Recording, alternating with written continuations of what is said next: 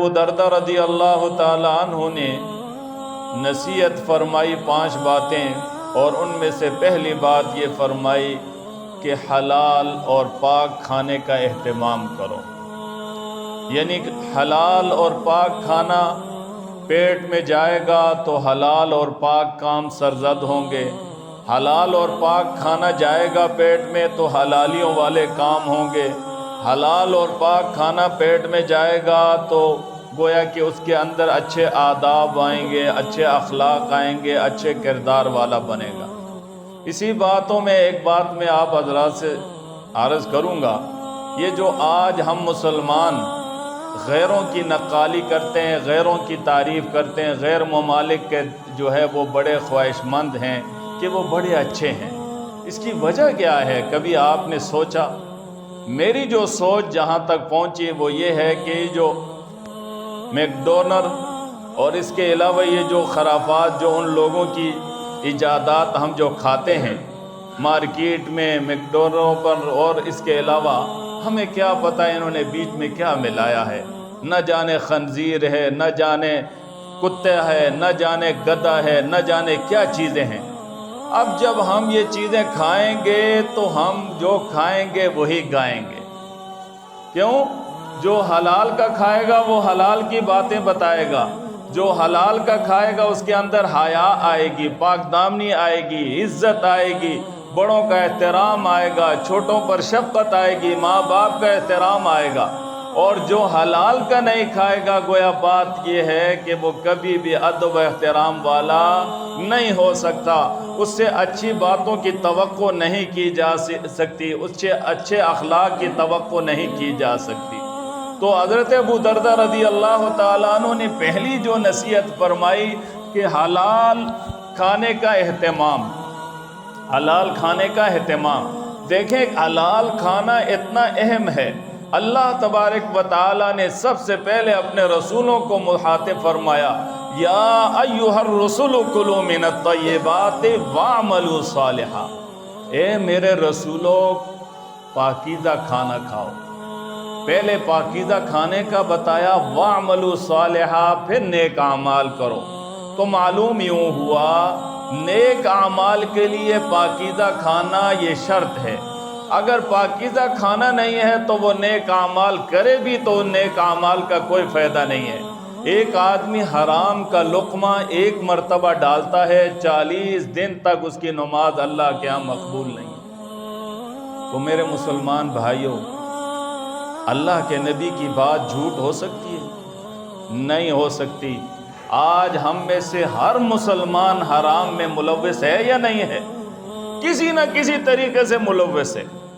یا تو بینکوں کے اندر ہمیں وہ لوگ کہتے ہیں کہ بھائی آپ اجارے کے طور پر آپ جو ہے وہ مضاربت کے طور پر پیسے رکھیں، پرافٹ ملے گا، اور بہت ساری وہ شکلیں بتاتے ہیں، اور گویا کہ ادھر ادھر کی لکھی ہوئی باتیں وہ بتا دیتے ہیں، یہ فتویٰ آیا، یہ فتویٰ آیا۔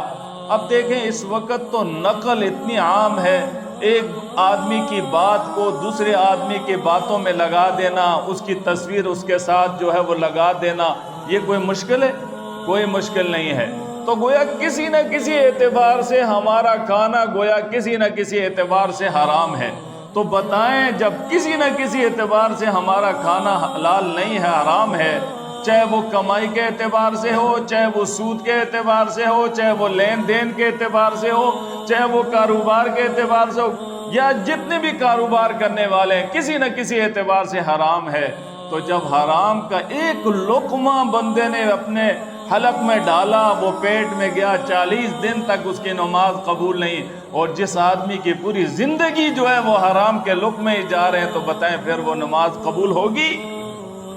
وہ بھلے پڑھتا رہے، وہ بھلے جو ہے وہ ٹھوکریں مارتا رہے۔ اللہ کے نبی نے فرمایا نمازی بھی ہوں گے، تہجد گزار بھی ہوں گے، اور حج کرنے والے بھی ہوں گے، لیکن ہوں گے کیا؟ گویا کہ حرام خور ہوں گے۔ تو آج یہی حال ہے۔ تو اس لیے اللہ کریم نے سب سے پہلے اپنے انبیاء کو فرمایا، یا ایھا الرسل، جمع کا صیغہ، تمام انبیاء کو فرمایا کلوا من الطیبات، پاکیزہ کھانا کھاؤ۔ اور اس کے بعد پھر حکم دیا کہ نماز پڑھو، اعمال صالحہ کرو، نیکی کے کام کرو۔ تو معلوم یوں ہوا ہر نیکی کی بنیاد جو ہے وہ پاکیزہ کھانا ہے۔ اگر کھانا پاکیزہ نہیں ہے تو گویا کہ اس نیکی کا کوئی فائدہ نہیں۔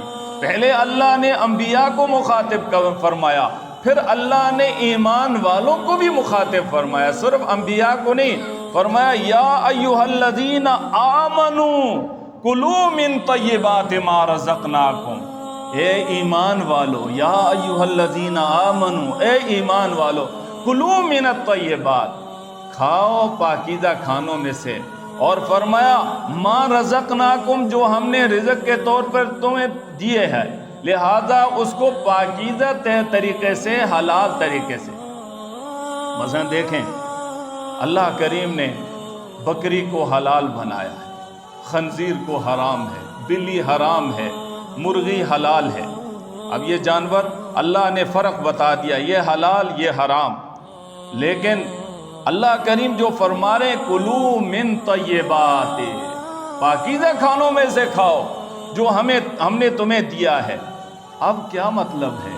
مطلب یہ ہے کہ اگر بکری ہے، بکری حلال بھی ہے، لیکن کسی کی چوری کر لی، کسی سے قبضہ کر لی، ظلماً اس سے لے لی، تو پھر اس کو اگر اللہ اکبر کہہ کر ایک آدمی ذبح کرے گا، اس تکبیر کے ساتھ وہ حلال ہو جائے گی؟ نہیں ہوگی۔ اس لیے اللہ کریم فرما رہے ہیں میرے بندو، ہم نے تمہیں حلال حرام کا بتلا دیا، لیکن کلو من طیبات، کھاؤ پاکیزہ کھانوں میں سے، ما رزقناکم، جو ہم نے تمہیں رزق کے طور پر دیا۔ پھر دوسری آیت میں اللہ کریم فرما رہے یا ایھا الذین آمنوا انفقوا من طیبات ما کسبتم ومما اخرجنا لکم من الارض۔ دوسری نمبر پر اللہ کریم یہ بھی فرما رہے ہیں اے ایمان والو، انفقو، کیا کرو؟ خرچ کرو۔ کون سا؟ من طیبات، پاکیزہ چیزوں میں سے، ما کسبتم، جو تم نے کمایا ہے، ومما اخرجنا لکم من الارض، اور جو زمین سے تمہارے لیے ہم نے نکالا ہے، ان میں سے اگر خرچ بھی کرو تو حلال اور پاکیزہ، حرام نہیں۔ سود اگر لے کر کوئی آدمی جو ہے وہ خرچ کرے گا ثواب کی نیت سے، اس کو ثواب ملے گا۔ کوئی آدمی کسی کے جانور جو ہے چوری کر کے آگے کہتا ہے یہ صدقہ ہو گیا، صدقہ ہو جائے گا۔ کسی کے حرام پیسے لے لیے اور اس کو کہتا ہے یہ میں صدقہ کر رہا ہوں، یہ صدقہ ہو جائے گا؟ نہیں ہو جائے گا۔ اللہ نے کیا فرما دیا؟ انفقوا من طیبات ما کسبتم ومما اخرجنا لکم۔ تو دیکھیں اللہ کریم نے اپنے انبیاء کو بھی مخاطب فرمایا اور ایمان والوں کو بھی مخاطب فرمایا۔ یا ایھا الناس نہیں کہا، یا ایھا الذین آمنوا کہا۔ کیوں؟ اس آیت اور اس حلال کے جو ہیں وہ گویا کہ مکلف کون ہیں؟ ایمان والے ہیں۔ گویا کافروں سے جب تک ایمان نہیں لائیں گے تو ان سے اللہ مخاطب ہی نہیں ہے۔ مخاطب کن لوگوں سے؟ ایمان والوں سے۔ تو سوچیں کہ آج ہم کھانا جو ہے وہ کھا رہے ہیں حلال طریقے سے،